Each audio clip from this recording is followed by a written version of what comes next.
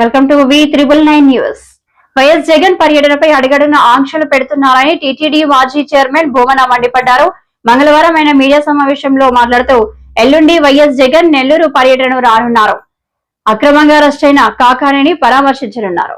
గారి పర్యటన 9వ తారీఖున చిత్తూరు జిల్లా బంగారుపాళ్యంలో జరిగినప్పుడు కూడా హెలిప్యాడ్ దగ్గరికి 30 మంది కంటే మించి రాకూడదు,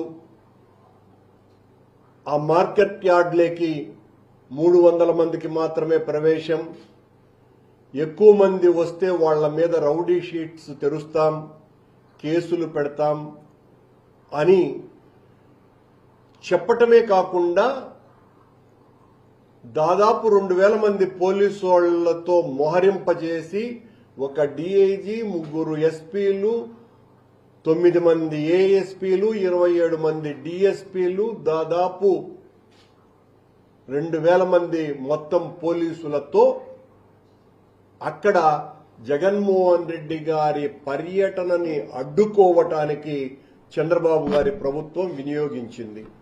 మేమేమీ కూడా జన సమీకరణ చెయ్యము అని చాలా స్పష్టంగా చెప్పినా ఓ ఉప్పెనలాగా, ఒక తుఫానులాగా జన ప్రభంజనం అంతా వచ్చింది. పోలీసులు కేసులు పెడతారు అని తెలిసినప్పటికీ కూడా వాళ్ళెవరు భయపడలేదు. అది బంగారుపాళ్యానికి మాత్రమే జగన్మోహన్ రెడ్డి గారి ఆదరణ పరిమితమై లేదు, అది రాష్ట్రమంతా వ్యాపించి ఉంది. జగన్మోహన్ రెడ్డి గారు అంటేనే, జగన్ అంటేనే జనం. ఆయన బయటికి వస్తే అడుగడుగున జన నీరాజనమే జరుగుతుంది. రేపు 31వ తారీఖున ఆయన పర్యటనలో కూడా ఆయన వచ్చేది పరామర్శకు. అది పర్యటన అనే కార్యక్రమంగా కంటే ఆ పరామర్శకు వస్తున్న సందర్భంలో మా పార్టీ ఏ రకంగానూ జన సమీకరణ చెయ్యదు. మేము జన సమీకరణే చెయ్యదలుచుకుంటే దాని స్థాయి వేరే రకంగా ఉంటుంది. మీరు 10 మంది కూడా రాకూడదు, ఆయన వెనకల 3 కూడా ఉండకూడదు అని మీరు మా పార్టీ నాయకులను బెదిరించేటట్టుగా మీరు తాకీదులు ఇచ్చినంత మాత్రాన జనం రారు అనుకుంటే పొరపాటు. జనాదరణ కలిగినటువంటి వాళ్ళకి జనాన్ని రాకుండా ఆపగలగటం అన్నది సాధ్యం కాదు. సూర్యుణ్ణి, సూర్యకాంతిని నువ్వు ప్రసరించకూడదు, ఇంతవరకే ప్రసరించాలా అని ప్రభుత్వమో పోలీసు వాళ్ళు ఆంక్షలు పెడితే సూర్యకాంతి అక్కడి వరకే పరిమితి కాదు. అలాగే జగన్మోహన్ రెడ్డి కూడా ఆయనకున్నటువంటి ఆదరణ వలన, ప్రజాభిమానం వలన ఆయన వెనుక సహజంగానే వేలాది మంది ఉరకలెత్తి వస్తారు.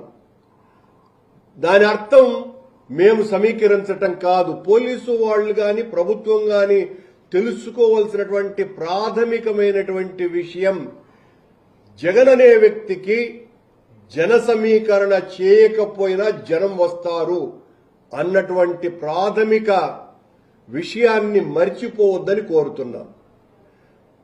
బంగారుపాళ్యంలో పెట్టినట్టే రేపట్లాగూ మీరు అక్కడ కూడా అలాగే పెడతారు. 3 ఉంటారో 4 ఉంటారో ఎస్పీలు. ఎందుకంటే మొన్న 3 ఎస్పీలు కూడా విఫలమైనారు కాబట్టి రేపు 5 మంది ఎస్పీలు కూడా ఉండవచ్చుగాక. మీరు 5 మంది ఎస్పీలను పెట్టినా, 50 మంది ఎస్పీలను పెట్టినా జగన్ గారిని చూడటానికి వచ్చేటువంటి జనంని ఆపటం అన్నది సాధ్యం కాదు. అది మా పార్టీకి సంబంధించినటువంటి విషయం కూడా కాదు నిజం చెప్పాలంటే. ఎందువల్లంటే సమీకరణ చేస్తే మాది ఆ విషయం. ఇక్కడ సమీకరణ చేయకపోయినా జగన్మోహన్ రెడ్డి గారి పట్ల ఉన్నటువంటి ప్రేమ, ఈ రోజున ప్రభుత్వం చేస్తున్నటువంటి ఈ ప్రజా వ్యతిరేక కార్యక్రమాల నిర్వహణ లోపం వలన మరింతగా జగన్ గారిని చూడడానికి జనం వస్తారు అన్నటువంటి విషయాన్ని తెలియజేస్తూ, ఈ రకమైనటువంటి ఆంక్షలు విధించటం మూలంగా ప్రభుత్వం పోలీసు అధికారుల యొక్క మానసిక స్థైర్యాన్ని దెబ్బతీయటమే కాకుండా వాళ్ల పరువును కూడా పోగొడుతోంది అన్నటువంటి విషయాన్ని గుర్తు చేస్తున్నా. ఈ రకంగా అడుగడుగునా జగన్మోహన్ రెడ్డి గారి పర్యటన పట్ల ఆంక్షలు విధించటం అన్నది ప్రజాహితమైనటువంటి చర్య కాదు అని తెలియజేస్తున్నా. ఇక రెండవది, చంద్రబాబు నాయుడు గారు గత 2-3 నెలలుగా ఈ రాష్ట్రాన్ని స్వర్ణాంధ్రప్రదేశ్గా మారుస్తాను అని భీషణ ప్రతిజ్ఞలు చేస్తూ